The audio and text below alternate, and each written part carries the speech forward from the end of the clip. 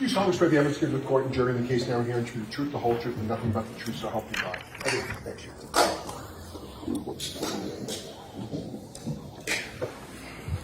May I? Yes, please. Thank you, Your Honor. Sir, could you please introduce yourself to the jury?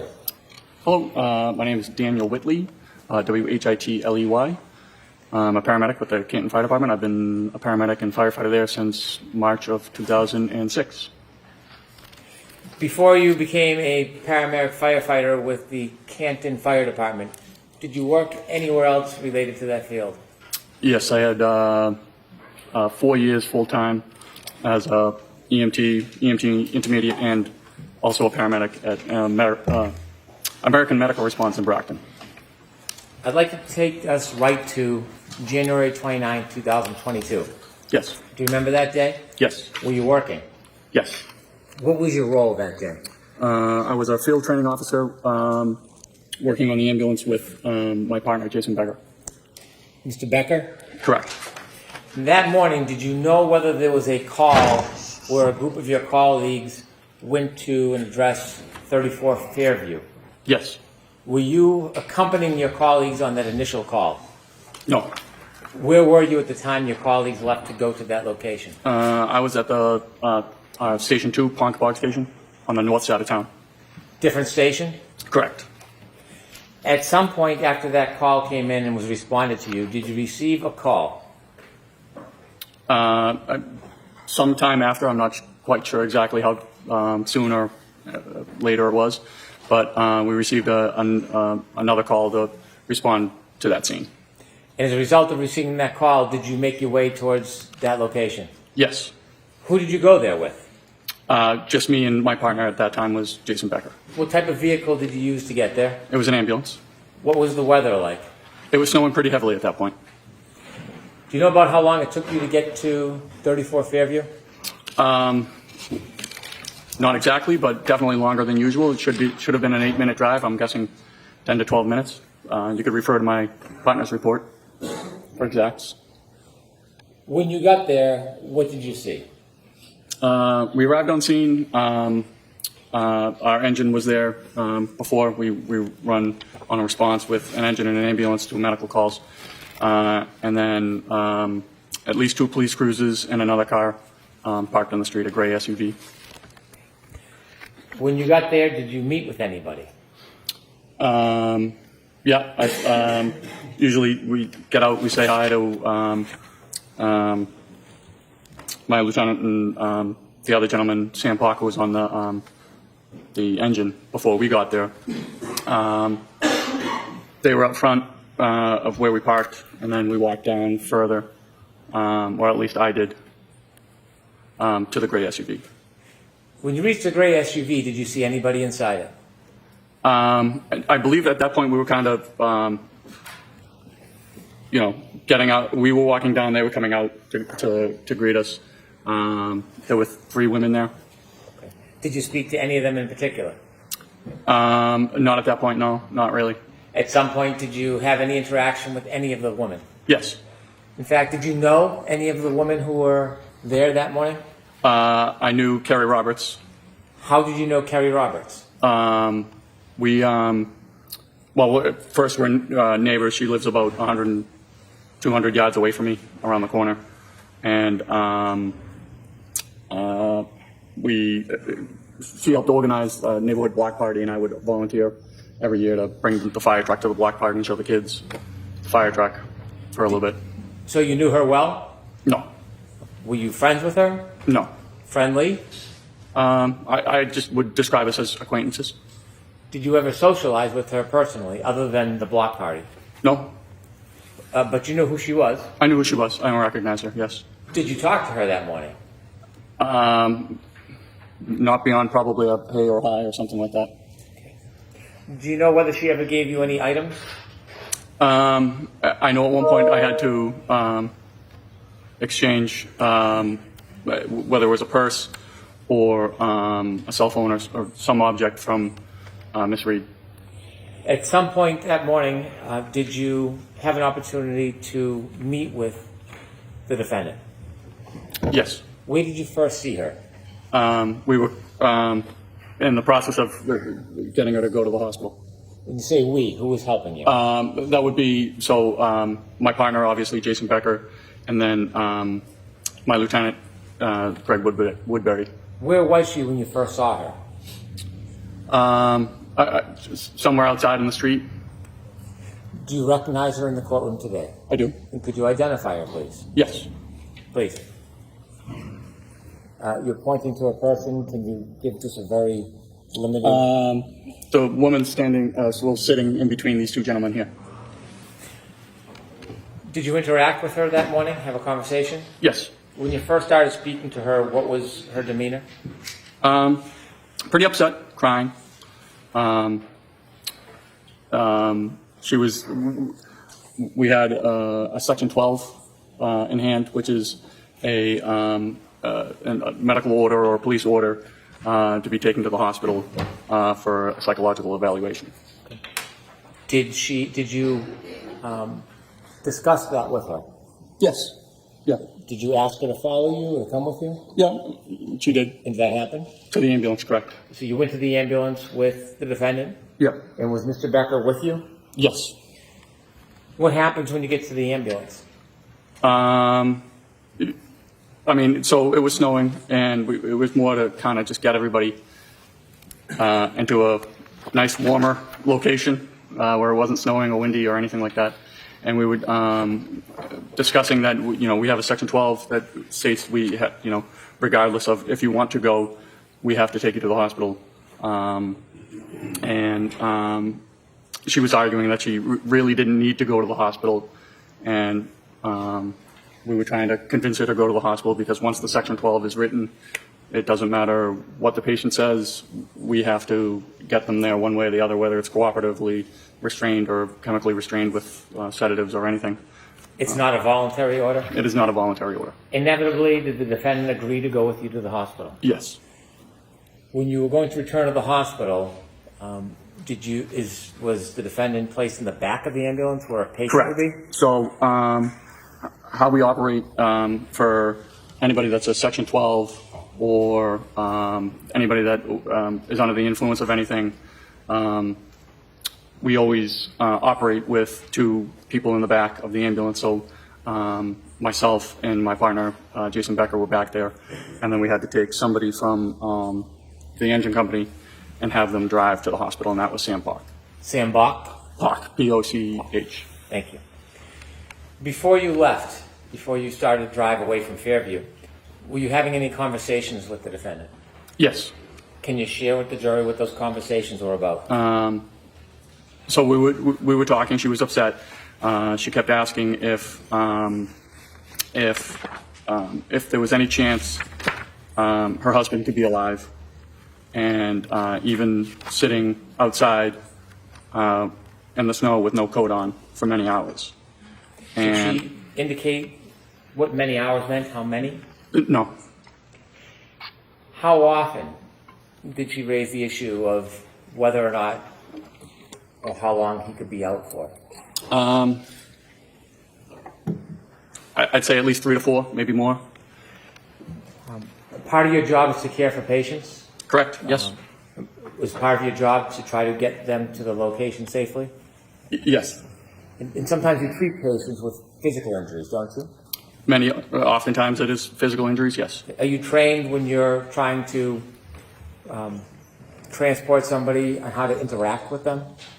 Yes. Well, sometimes if they're upset, in this instance, she kept asking if there was any chance that he could be alive, and that we really didn't know what was the patient that ambulance 1 took. We really didn't know what his condition was, and but figuring that it was a hypothermia type case, being the conditions outside, we were trying to give her hope that there is a saying in the medical field, you're not dead until you're warm and dead. And I was basically, there's stories of children falling through ice and falling into rivers and being underwater for multiple hours and coming out, being resuscitated and having no neurological deficits. So I was telling her those stories just kind of to say, look, let's be sure we'll get to the hospital. We'll find out more there. Just trying to give her any sort of hope that her husband would be alive. Can you describe her demeanor when she was in the back of the ambulance with you during your interactions with her? She would go from pretty upset, crying. One instance where she kept saying, I can't take care of these kids. I can't take care of these kids. They're not my kids, and they're not his kids. And at that point, I understood who Ambulance 1 had taken, because John was pretty well known in the town for taking on the care of his niece and nephew. So I said, listen, it's okay. It looks like you have a very strong support system.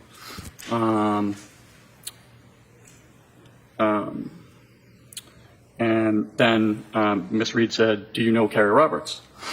And she had been crying, and she picked her head up and said, do you know Carrie Roberts? And I said, a matter of fact, I do. And she said, anybody who knows Carrie Roberts wouldn't say that about her. And I said, well, she did come to out at early in the morning to look for your husband in a blizzard. And she just rolled her eyes and put her head back down. And I thought it was just bizarre. Objection. Move to strike. I'll strike that last sentence. Would you describe her demeanor as even through that ride? No. How long did it take to get to the hospital?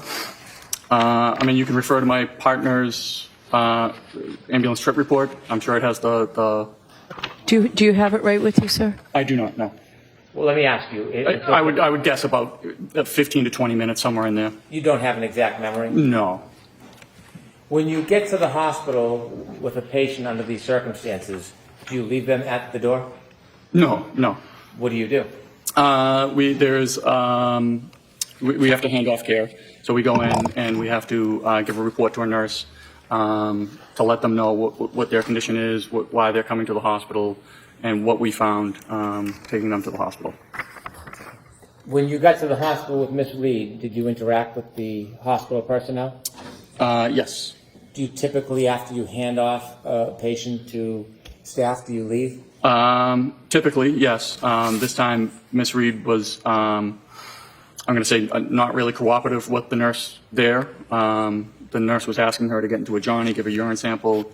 She was not cooperative. The nurse tried to work with her, had an ER tech go and ask the doctor if she had to get into a Johnny. She came back. She said, yes, she's a patient. She has to do all the normal stuff. We really didn't feel comfortable actually leaving the general area. I don't know if it was just shift change or what, but security wasn't there. And with her demeanor, we just didn't feel comfortable leaving the nurse by herself with Miss Reed. You said that there was some difficult times. Was there some difficulty about the defendant accepting wearing a Johnny? Yes, she was refusing to get into the Johnny, and the nurse kept saying, well, you got to get into this Johnny. The nurse did try to work with her and, you know, asked the doc if... Objection. I'll allow that. And so the ER tech had to come back and say, yes, she has to get into the Johnny. And at that point, she did. She seemed to have calmed down and was getting into the Johnny.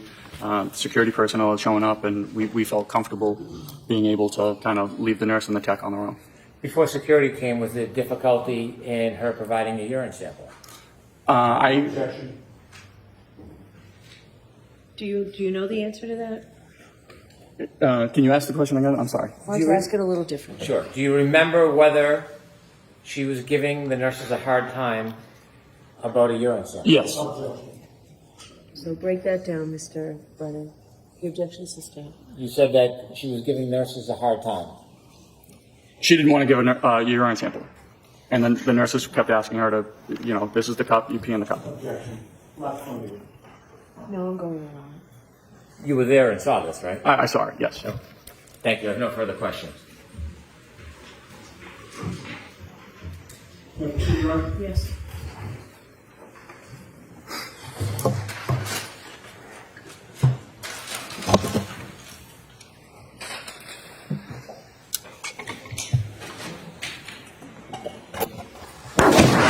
Good afternoon, sir. Good afternoon. Sir, you knew before you got into Ambulance 2 that you were heading to Fairview Road for what is called a Section 12, correct? We were dispatched for a Section 12, correct? Right. And that was not your first call for a Section 12, right? No. You had been in that job since 2006? Yes. You've handled a number of them over the years, correct? Correct. The fact that the call came in as a Section 12 gave you some idea of the nature of the issue that you might be dealing with, correct? We had an idea that it was for a psychological issue, correct?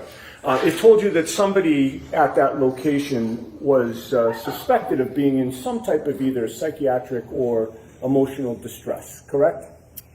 Yes. And on your crew, or of your crew, I should say, you were the one to drive the ambulance 2 to the residence, correct? I drove to the address at Fairview. Now, you've said that when you got to Fairview Road, you don't recall the time, but you do recall that there were still emergency vehicles on scene, correct? I do. There was nobody lying in the front lawn of 34 Fairview at that time, correct? Correct. And do you know how much later after 6 a.m. you would have gone there? You'd have to refer to my partner's report. You don't know if it was minutes or hours? It was minutes. It was within the hour. I don't know Within the hour, Yep. Okay.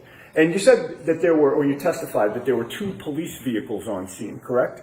at least 2. At least 2. There could have been more than 2. It certainly could have been. And those police vehicles in such a situation, particularly with the snow falling down, would have had their blue lights flashing? I'm not exactly sure if they did or they didn't. Sometimes the police shut off their lights when they arrive on scene. Sometimes they don't. Okay, so you don't have a memory one way or the other. No, nothing sticks out. But those police vehicles certainly were not hidden. They were in plain view, correct? I would say so. Minimum of 2, maybe more. Correct? Yes. And there was also a gray SUV parked near that residence? Correct. And there was a fire engine there as well, correct? Correct. You called it our engine, right? That was from the Well, it would be engine 3, engine 3 from or at your least station. the station 1 engine. I'm sorry? The station 1 engine.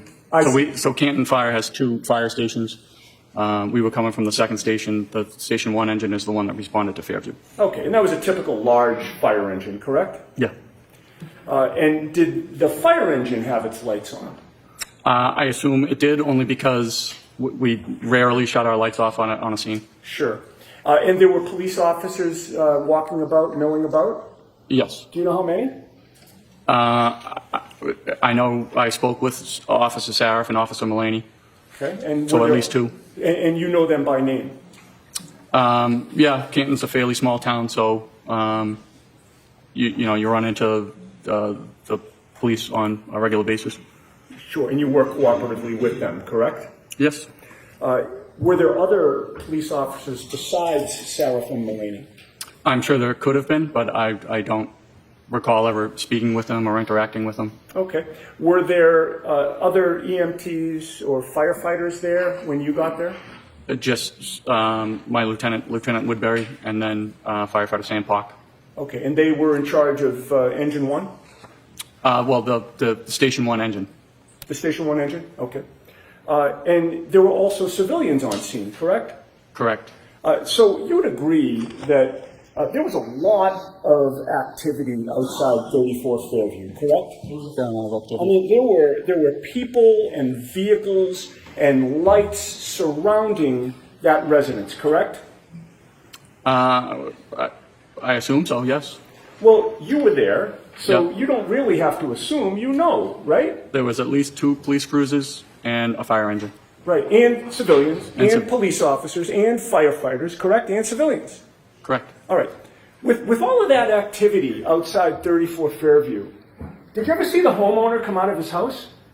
I wouldn't have known the homeowner. Do you ever see anybody exit the house? I was not focused on the house at all. All right. You were there to do a job, correct? I was there to take somebody to the hospital. Right. And you were there also to do a medical or psychiatric assessment while you were on scene, correct? Well, yes, my partner was. All right. When you got there, you learned, well, I have to strike that.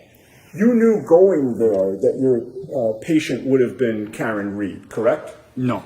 Okay. When you got there, you learned your patient was to be Karen Reed, correct? Yes. All right. And given the nature of the call, you knew when you arrived that you would be transporting her to the hospital, correct? Correct. One of the first things that you tried to do was to get a medical history from her, correct? Or my partner. All right. And you were present for that, correct? I may or may not have been. Getting a medical history is important so that you can pass along information to the hospital when you eventually arrive there with the patient, correct? Yes. And you know that when assessing and treating somebody, getting more information is always better than getting less information, correct? Not necessarily. Okay, so there are times when you'd like to get less information from a patient before you transport them? So it would be pertinent information. For instance, if somebody was complaining of chest pain and they had, stents placed in their heart, we wouldn't talk about how they had their tonsils removed when they were 12. Okay, fair enough. But getting more information is not going to negate the crucial information that you do get, correct? It certainly could in a critical stage. If there was a critical patient, we wouldn't typically overburden passing off a report to a nurse or a doctor with non-pertinent information. Okay. It's not your testimony that getting less information is always better than getting more information, is it? I would say getting pertinent information is better than having... That wasn't my question. My question was, is it your testimony that getting less information is always better than getting more information, sir? I would not agree with that, no. Okay, thank you. The medical history that was taken from Ms. Reed listed her as having multiple I'm going to sclerosis, object, Your right? Honor. I want to see it, so Thank you. Sir, the medical testimony, history that your partner and you took from Ms. Reed listed that she suffered from multiple sclerosis, correct? Correct. And you know that that's a chronic disease of the central nervous system? It's my understanding. And what does chronic mean? I believe any disease lasting more than a certain amount of time. It could be 2 years, 3 years, Sure. 4 years. Persists for a long time or Persistent. constantly recurs? Correct. And it's a disease that affects neurological muscle control, correct? That's my understanding. And last question, it's also a progressive disease, which means it tends to get worse over time? My understanding. All right. Now, when you first interacted with Karen Reed after you got to 34 Fairview and encountered that whole scene, it was clear to you that a major focus for her was whether John O'Keefe was alive or dead, correct? Correct. Bless you. She asked if somebody could survive after having been found in the snow without a jacket, correct? For many hours, correct. All right. And you mentioned something about hypothermia, that you assumed that you may have been dealing with a hypothermia situation from earlier, correct? Well, she said that he had been out in the snow with no jacket on for many hours. And you assumed hypothermia was your testimony, correct? Yes. You are not qualified to diagnose hypothermia, are you? I'm not a doctor. Okay. And you don't know if your assumption about hypothermia was correct or incorrect, correct? Is my assumption correct?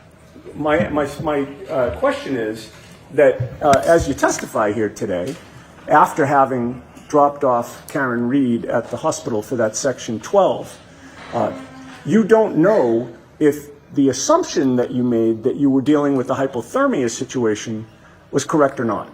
Is that right? Well, they were certainly working on him at the hospital as a hypothermia patient. You don't know if your assumption was correct or not, sir. I guess I don't. And you told her, in fact, that you could not speak to that, correct? I'm sorry, to what? In terms of how long somebody could survive outside, correct? I couldn't speak to his condition is basically what I was trying to say to her. All right. But she still persisted in asking you over and over if he was alive or dead, correct? Correct. She wouldn't let that go. Is that fair to say? Correct. And that was despite your not being able to give her an answer, correct? Again, we were just trying to sort of give her any hope. Right. Okay, so she kept asking it, and you were trying to give her hope that he could still be alive, correct? Correct. All right, now, today you claimed that her demeanor had changed when you mentioned Kerry Roberts, correct? Correct. And the term that you used to describe her demeanor when you mentioned Kerry Roberts as being part of a support system, what term did you use? I'm sorry. When you just testified on direct examination, did you characterize the way that she reacted when you mentioned Kerry? She had been crying in her hands, and I said, you know, it looks like you have a very strong support system. And she picked up her head. She had her face in her hands. She picked up her head out of her hands, looked at me, and said, "Do you know Kerry Roberts?" And I said, "As a matter of fact, I do." And she said, "Anybody who knows Kerry Roberts wouldn't say that about her."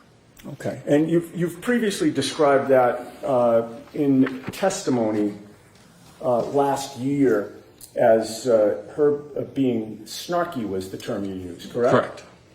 Correct. But you were first interviewed by the police on February 8th of 2022, correct? If that's what the report says, yes. About 10 days after this? About that. And the events of January 29th were fresh in your mind on February 8th of 2022, correct? As fresh as they are today. Okay, so you do not allow that your memory was better on February 8th of 2022 regarding January 29th of 2022. It wasn't better on February 8th than it is today, is your testimony. I would feel it's just as good. Okay. Your memory does not get better over time, correct? For this case, it seemed to stick out to me. Okay, so are you testifying that your memory gets better over time? No, but That would be crazy, wouldn't it? correct. In that February 8th, 2022 interview, you were asked about Kerry Roberts, right? I'm sorry, what day? February 8th of 2022. Okay. You were asked about Kerry Roberts, right? I do not recall if I was or was not. You told the police that you knew Kerry Roberts from your neighborhood, correct? Okay, yes. And you've testified today that she just lived 200 yards away from you, right around the corner, right? About that. And you told police that you had seen Kerry Roberts on scene at 34 Fairview when you got there, correct? Correct. You also told police that Karen Reed had told you about making statements about her wanting to die, correct? Correct. But on February 8th of 2022, just 10 days after these events, you never mentioned to the police during that interview that Karen was snarky in any way, correct? I don't know if I did or I didn't. I don't know if it would be in their report.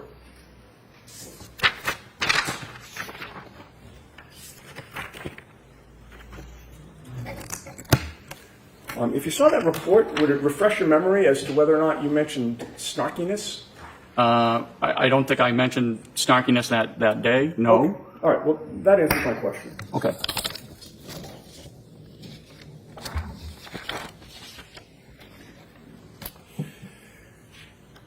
But after that interview, and of course, even after January 29th of 2022, you went back to your neighborhood, the same neighborhood that you lived in with Kerry Roberts, correct?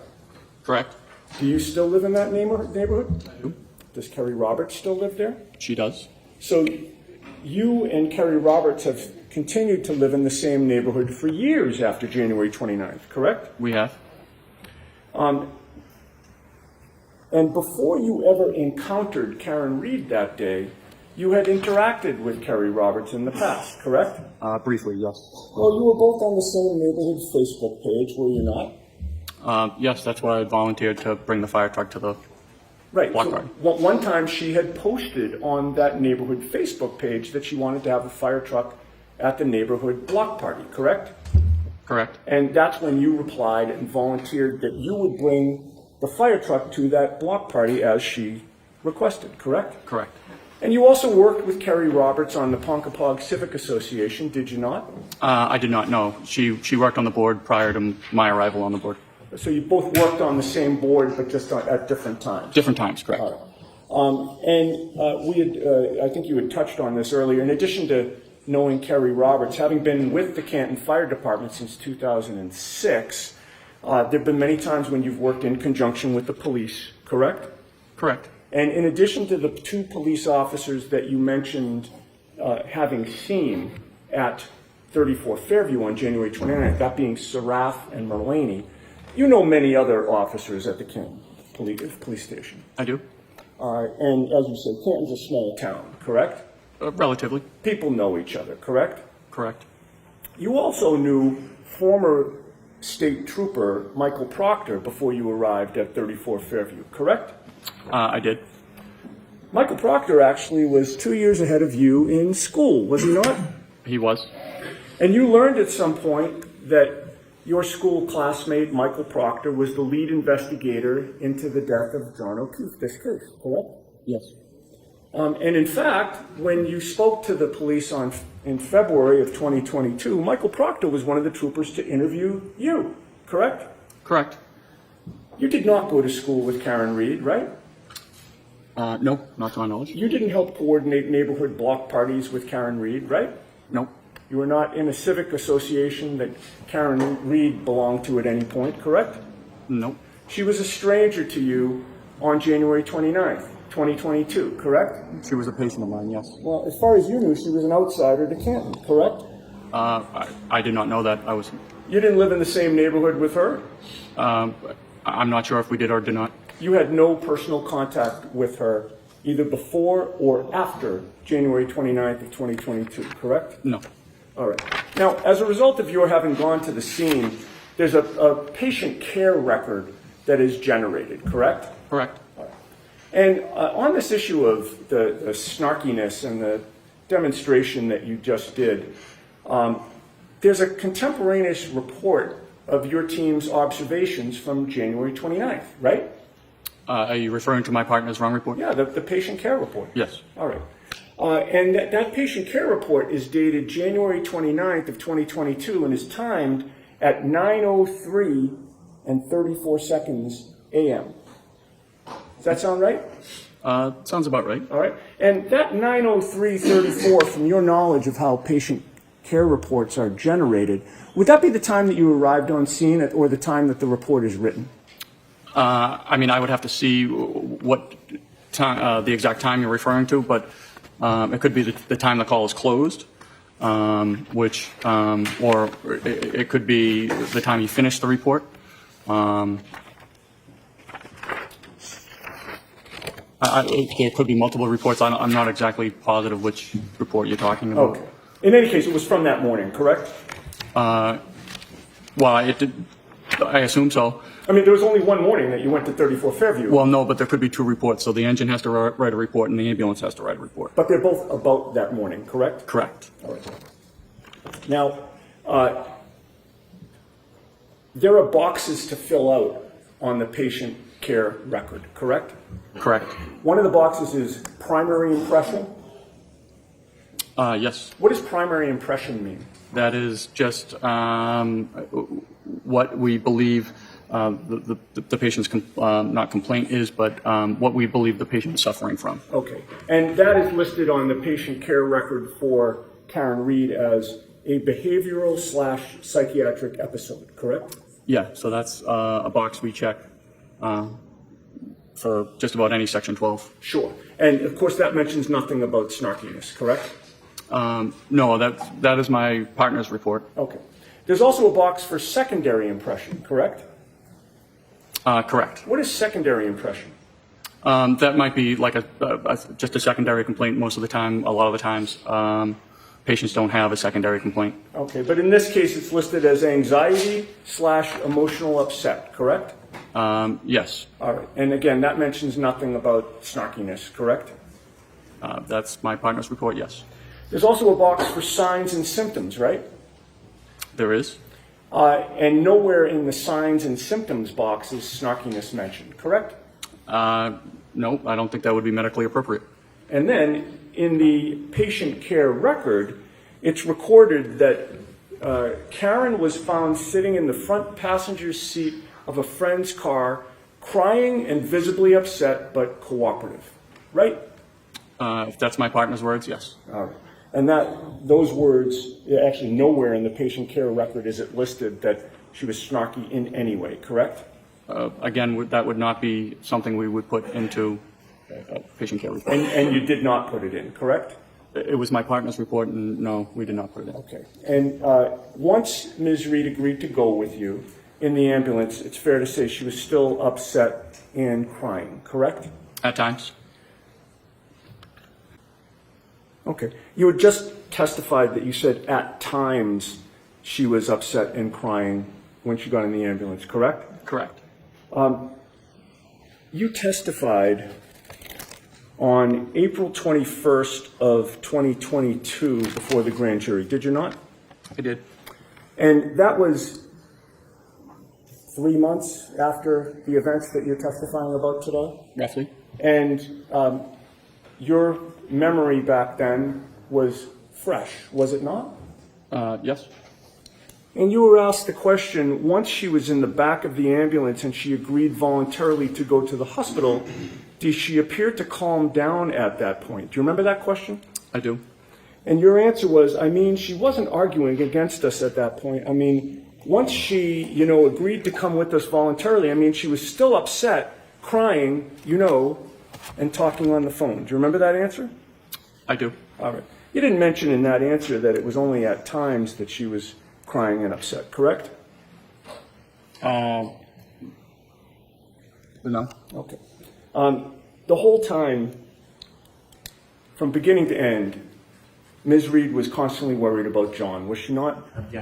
Sustained. You recall that she was on the phone at one point speaking to someone that she called Papa, correct? Correct. Did you later learn that Papa was John O'Keefe Sr.? I am just learning that just now. All right. And in any case, you heard her say to Papa, is he dead? He's dead, isn't he? Sustained. You could hear on the other end of the line that Papa was saying something to her, correct? The objection sustained. May I approach? The witness or me? Sidebar. Okay. Mr. Whitley, yesterday you testified that when Karen Reed was brought to the hospital, she didn't want to get into a hospital Johnny and she didn't want to give a urine sample. Do you recall that testimony? I do. It was clear to you that her reluctance to cooperate at that time was because she very much wanted to check on John's progress and status at the hospital, correct? No, I don't believe that to be the case. Well, you testified before the grand jury regarding this matter 3 years ago, didn't you? I don't believe I said that she was I reluctant. didn't ask you that question. You testified before the grand jury 3 years ago, didn't you? I testified before the grand jury 3 years ago. You were under oath then, as you're under oath today, correct? Correct. You swore to tell the truth. I am telling the truth. You swore to tell the truth in 2022 before the grand jury, did you not? I did. That was less than 3 months after you brought Karen Reed to the hospital, didn't you? Yeah. And your memory of what happened at the hospital was very good in April of 2022, right? As good as today? Your memory in April of 2022 was very good, wasn't it? It was very good as it is today. Okay, so you want to add the as it is today, despite the fact that you weren't asked that question. Is that right? Objection. Sustained. All right. When questioned by Mr. Lally at the grand jury, you were asked the following question. So what, if any, interaction did you have with her, meaning Ms. Reed, at the hospital once you were there? You remember that question, right? I do. And your answer was, after that, I helped escort her down to, they call it the psych hallway, where they have rooms set up for psychiatric patients for their evaluation. And then she was unhappy that she wasn't able to see him, meaning John. And she kept trying to. She didn't want to get into a hospital Johnny. She didn't want to, I believe, give a urine sample. She was not, the nurses were asking her to do certain things that every patient has to do, and she was not cooperating with them. Do you remember that answer? I do. So 3 years ago, when you testified about this issue of giving a urine sample, you testified under oath that you believed that she didn't want to give a urine sample, correct? Correct. Yesterday, 3 years later, you testified with certainty that she didn't want to give them, right? Yeah, she was giving them a hard time about having to give a urine sample. Right. No, I'm asking you about your testimony yesterday in contrast to the grand jury, sir. Okay. To the extent that I ask yes or no question, I'd like yes or no answers. So okay? no instructions to the witness, Ms. Your Giannetti. Honor, Ask may the a witness be question. instructed to answer the question yes or no if it calls for a yes or no question. Answer. Answer the question that's asked of you, okay? Okay. So go ahead, ask a question.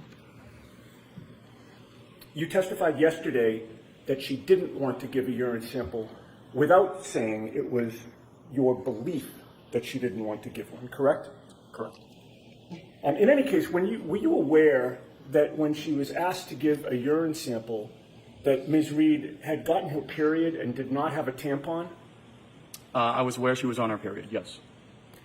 You're also aware that when somebody is brought to the hospital for a Section 12, they have no privacy. Isn't that right? They have medical privacy. Either the tech or the nurse would be with the patient at all times. Okay. With them at all times, observing them at all times, correct? So they wouldn't be, she wasn't in like a hallway open to the public. Understood, sir. But she also, when I said privacy, what I was asking is, she was not allowed to go to the bathroom alone to give a urine sample, correct? She was a psychiatric patient. Right. So she would have to use the bathroom in front of hospital personnel or some medical personnel with people watching her while she was on her period with no tampon, correct? I would understand that to be true. All right. And you're aware that she did cooperate and eventually give a blood sample as well, correct? I'm not aware of a blood sample, but urine sample, yes. She did give the urine sample. Correct. Now, in your testimony yesterday, you discussed the topic of your memory of what Karen Reed may have asked you about John surviving in the snow with light clothing. You remember those questions? I remember asking about not having a jacket, correct? Now, starting at the end of the day, when I cross-examined you yesterday, I asked you about that topic, and I said to you, you mentioned something about hypothermia, that you assumed you may have been dealing with a hypothermia situation. And your answer was, well, she said that he had been out in the snow without a jacket for many hours, correct? Correct. But before I cross-examined you at the end of the day yesterday, you previously testified 3 times about this topic, correct? I believe it would be the grand jury and the previous trial. Right, and direct examination when Mr. Brennan was asking you questions before I stood up, correct? Okay, yes.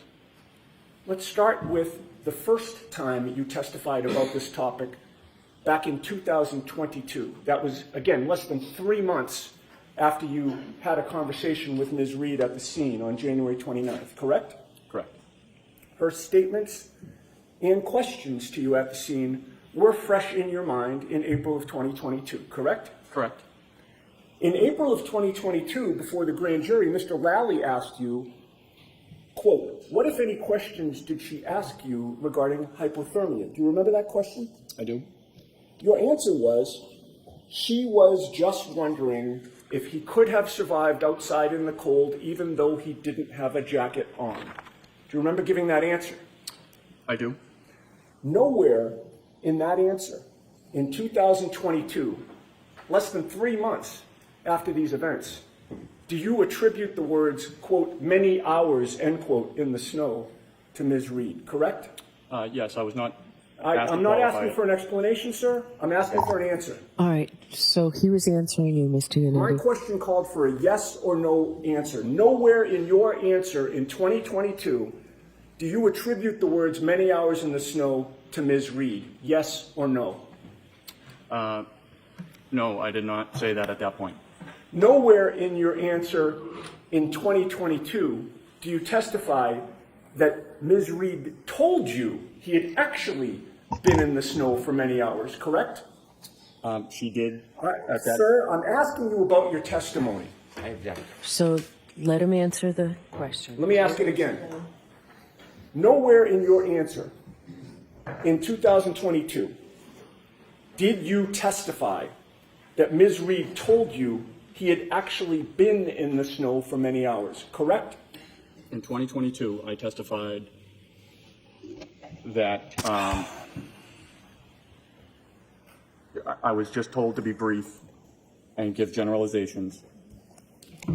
She quantified many hours in the snow when we were in back of the Let ambulance. me try this again, So, sir. because Mr. Yannetti, you're just saying 2022. Get to a date Of course, and a yes. place. April of 2022, okay, before the grand jury. My question again, and I'm still seeking a yes or no answer from you, okay? Nowhere in your answer in April of 2022, before the grand jury, did you testify under oath that Ms. Reed told you that John had actually been in the snow for many hours, correct? Not in 2022 of April, no. Okay. The next time you testified under oath was last year in 2024, correct? Correct. During that testimony, Mr. Lally asked you, oh, by the way, so 2022 is no mention of many hours, right? I did not, and I was told to be brief on the grand jury stand. But again, no mention of Right. many hours in 2022. Okay. Now, 2024, last year, Mr. Lally asked you, so Firefighter Whitley, at some point, specific to your conversations with the defendant, Ms. Reed, can you describe sort of her demeanor or any observations you made in relation to that as you were speaking with her? And your answer was, yes. She was very upset. She kept asking if there was any chance. She kept asking us if we knew if the person Ambulance 1 had transported was alive or dead, and we could not speak to that. She asked if somebody could be alive in the snow without a jacket for many hours, correct? Correct.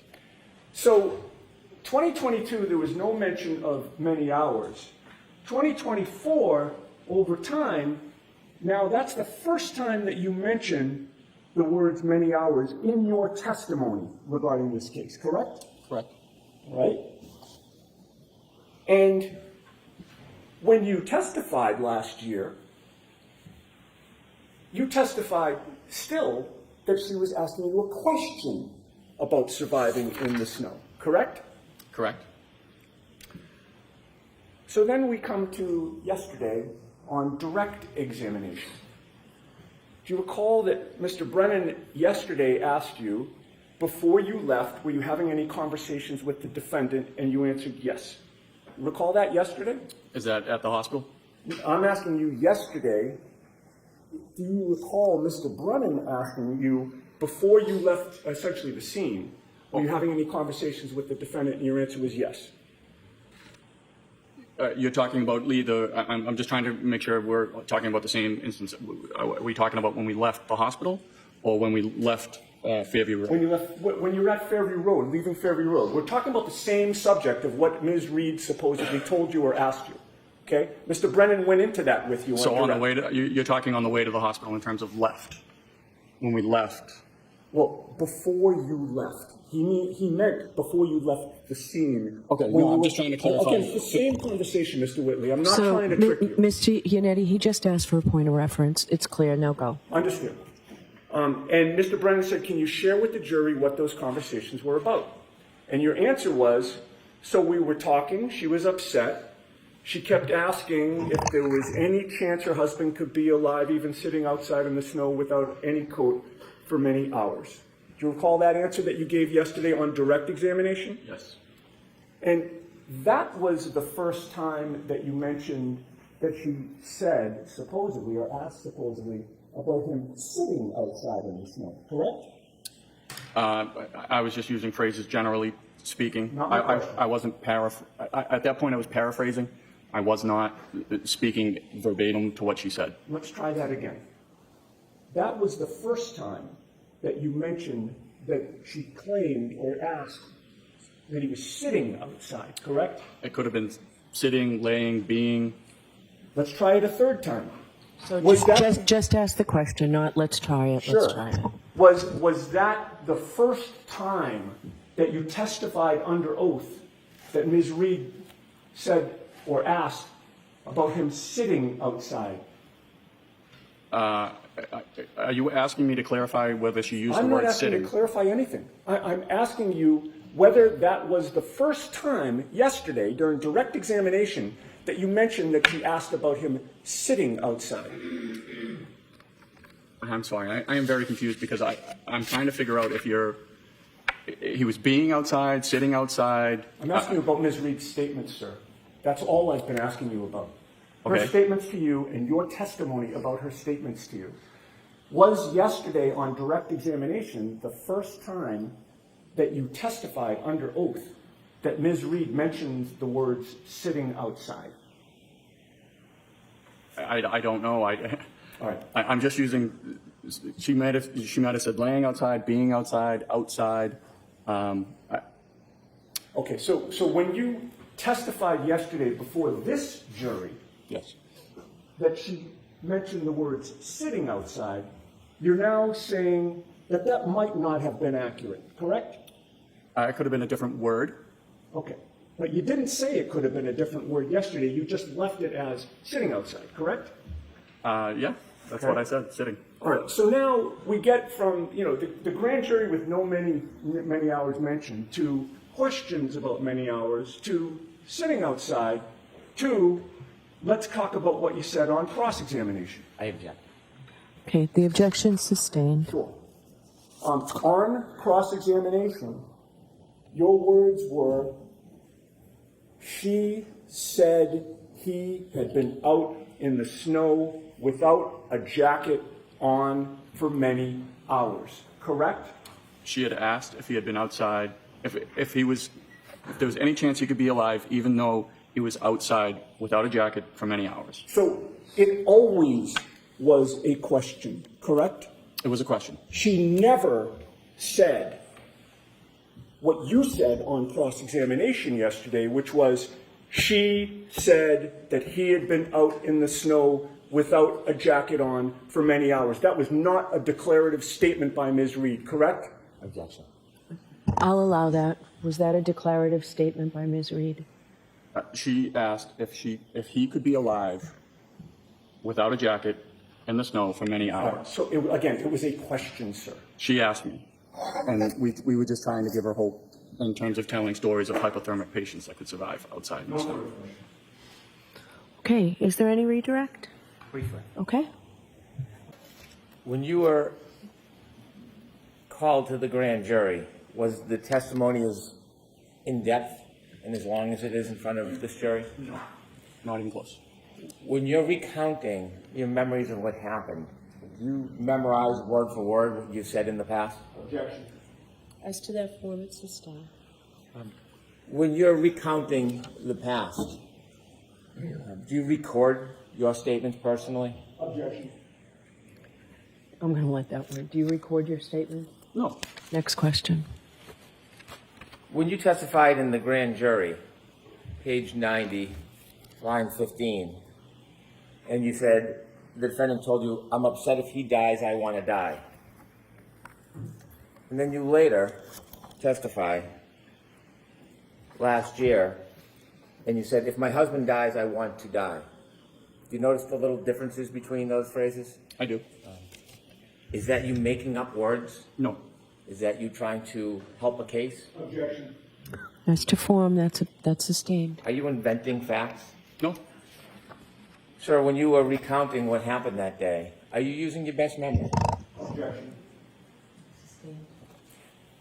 When you were asked by the defendant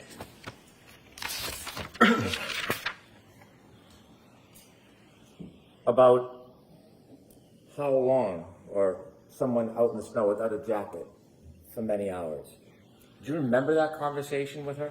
I do. Where were you during that conversation? We were in the back of the ambulance. Do you remember it distinctly? I remember it distinctly. She was looking at me. When you tried to give her hope and comfort and you told her stories about other situations where people, maybe children, have fallen through the ice and had hypothermia, did you have that conversation with her in trying to comfort her? I did. Do you remember that conversation? I do. Did you necessarily share those conversations with the grand jury? I don't recall if I did or I didn't. Did you ever write that in your report? No. Is it something you typically put everything in your report? No, we do not write.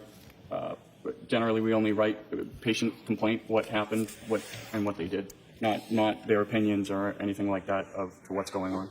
Do you have any interest in the outcome of this case? I do not. How long have you been a firefighter for? Since March of 2006, and an EMT since November of 2002.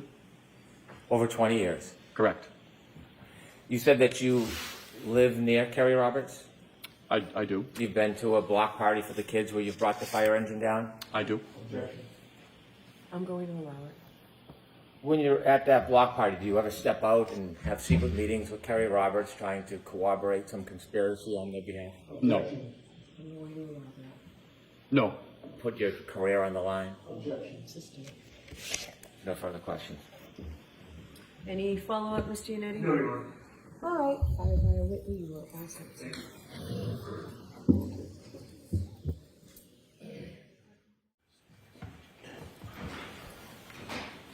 I'd like to play clip 5, Your Honor.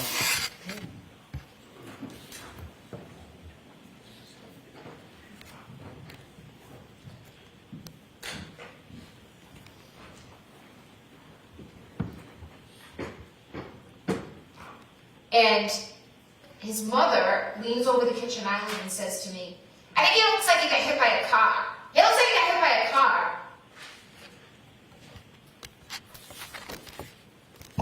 All right, who's your next witness, Mr. Brennan? Next witness is Jean DeMoulis.